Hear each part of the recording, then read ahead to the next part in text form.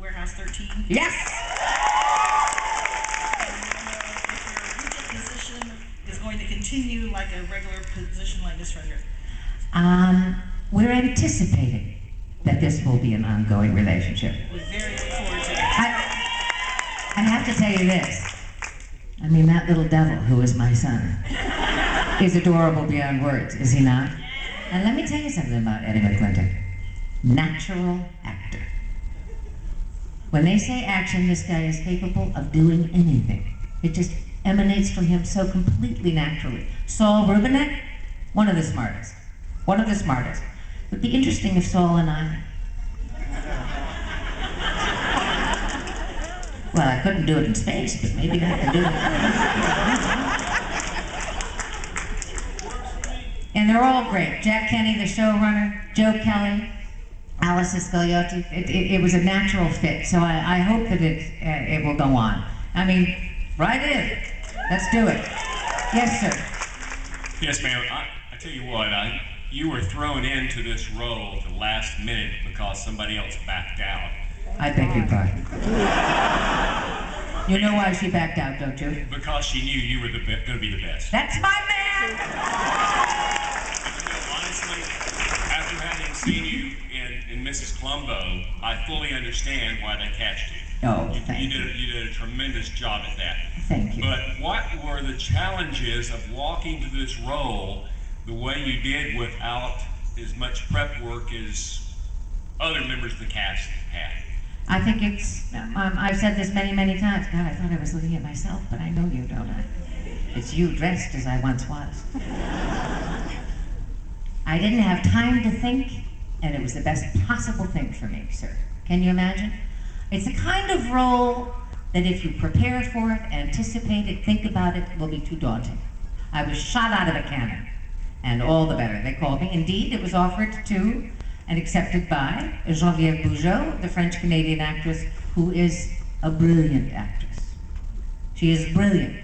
I've seen a lot of her work. Is there a small child over there? But this was not for her, because when she walked across the bridge, which she did at a very leisurely pace, greeting everybody at their consoles, she sat in a chair and she said 45 times, "Engage."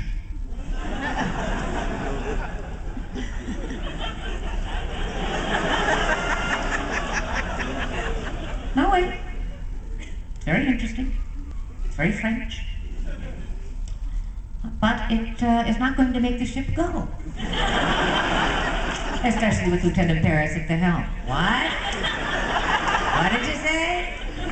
What she understood and had great foresight about was it just wasn't going to be her cup of tea. She called them in and she said, "I'm so sorry, but I can't possibly do this. I have a life, I have a son, I have a lover, I'm very famous, I'm leaving, just write me the check, I'll see you later," right? And then I had always been in the pool of their thinking. So they called me and said, "Can you do it?" And I said, "I can do it." And I was there, that was Thursday, and I was there on Monday morning. Monday morning at 3:30 a.m. When I walked on that bridge, I thought, yeah, it's nerve-wracking. There were 50 guys in suits. 50 guys from Paramount, from UPN, just watching the girl. Can she do it? Right? So much money riding on this. And as I walked through each station, greeting Tuvok, greeting Ensign Kim, greeting Paris, I thought, I was born to do this. I really dig this. And for 7 years, I really did dig it. That's the truth. And that's what I hope you saw. I dug it.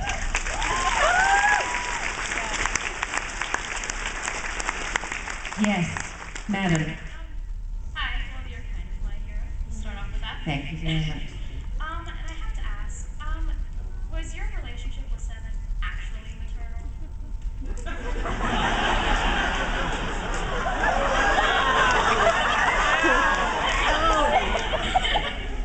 If I'm your hero, how can you ask such a horrifying question?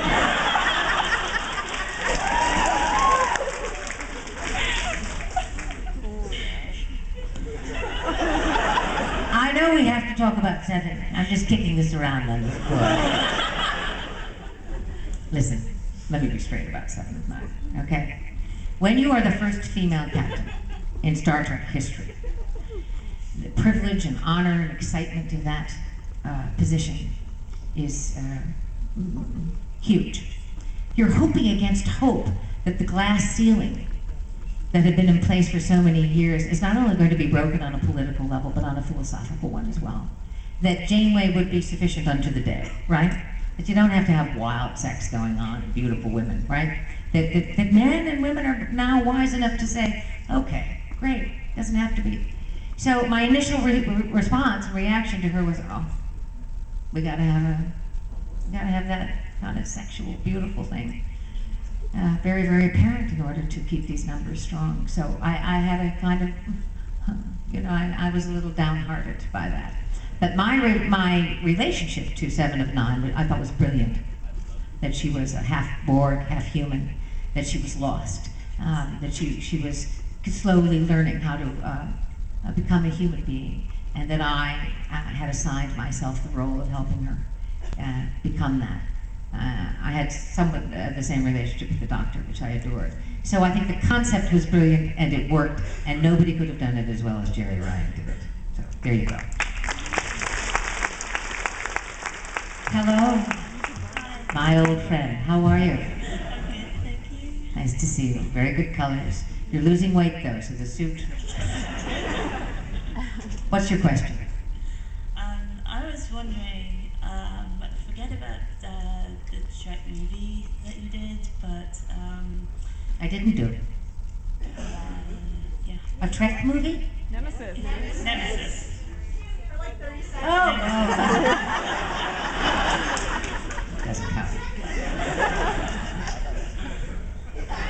Go on. If there was a movie after Endgame, where do you see the storyline going? What kind of movie would it be? Well, Garrett Wang had a brilliant idea yesterday that they would show the first hour of Endgame and the second would be the movie. And I think therein lies the great mystery and the great story. Let's see that struggle go on and on a little bit more between the admiral and the captain, and who's going down with the ship and who's going to face the Borg and all that sort of thing. I think it is universally thought that we wrapped it up rather too quickly. We didn't have a choice. We had 2 hours. So that would be the movie. Let's wrap it up slowly. Let's define these relationships. Let's send everybody off. Let's do this movie! But in order to do it, we have to bring Robert Beltran out of hiding. Where is he? He's in Germany. What is he doing in Germany? Is he living in Germany? Yeah, he's in Germany. Was he married? Yes? Does he have wee ones? I don't know what to say about this. Well, what do you think? You're not allowed to say that he has children?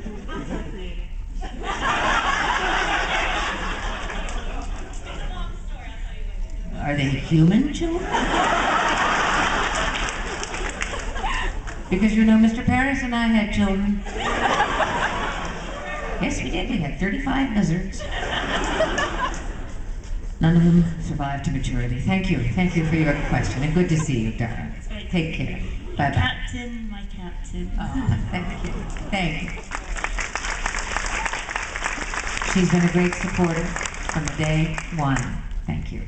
Hi. Hi. So, How are you? I'm good, actually. I'm great. Good. So first I want to thank you for your passion and your excitement about your role and about Star Trek, which I think is sometimes lacking. And so I think it's very important. You're sometimes lacking where? From some of the other I have a natural maternal thing. There's a baby, isn't there, in this room? As long as she's wearing a Starfleet uniform, it's fine. Go on, go on. And so I just wanted to thank you for that because I think it is very important that you really own it, and that means a lot to me. So my question, I guess, is what do you think, or what do you see as the future of women in Star Trek? What kind of roles would you like to see, or places or areas that you'd like to see women more developed in Star Trek? Well, I'm going to be very frank about this. I know it's not, I don't really care. We need to get a gay person in a position of high. Gotta happen. And that is, so that's a woman, great. I think that the Boys Club's door has been broken down, and there is room now for women in all kinds of positions of command. Another captain, another admiral, who knows? The sky's the limit. But I think that because it not only held, it soared, really. This is what will happen, and it will happen. I don't know if it will happen anytime soon, but when they're ready. Because as you can see, it's never, this imagination, this desire, this want is never saturated. It is of never-ending interest. A ship of superior thinkers lost in space. It is of never-ending interest. So I hope very soon, darling. Thank you. Hi. Hi. How are you? I'm fine, thank you. How are you? I'm good. I just want to say I think you are such a wonderful role model for young women like me all over the world, and I think we really need good role models. Yes, of course. It's just this time, though, honey. If you read history, which I encourage you to do, I'm looking at you. You look very young. Are you, in fact, young? I'm 15. You're 15. I'm Read. really short. I want you to read your history, because you will find out if you do, starting with the Greeks. I would go back to the Greeks. Women have been in power always, but it ebbs and it flows because history is very, very, very long, right? We just happen to be in a pocket where men have this kind of, what's the word? Somebody throw me this word. The culture is endorsing the male. No, I would say, yes, he's the bigger primate, right? Yeah. But it will change. So I never worry about that. When the feminist movement didn't throw me for 1 second, I used to look at them all and say, what are you doing? Why are you getting so hot and bothered? Are you an independent thinking woman? You don't have to label yourself a feminist. You don't have to scream and shout. Be independent of mind and spirit. The rest will follow. You live your life that way. What's your name? Meg. You just make up your mind to live your life that way and do it now, darling. Okay? You won't be popular in high school. Chances are you won't be popular in college. Boys are going to be intimidated. Let them be. You will evolve into an extraordinary woman. And many things then can be accomplished. That's what you need to do. Thank you. Okay.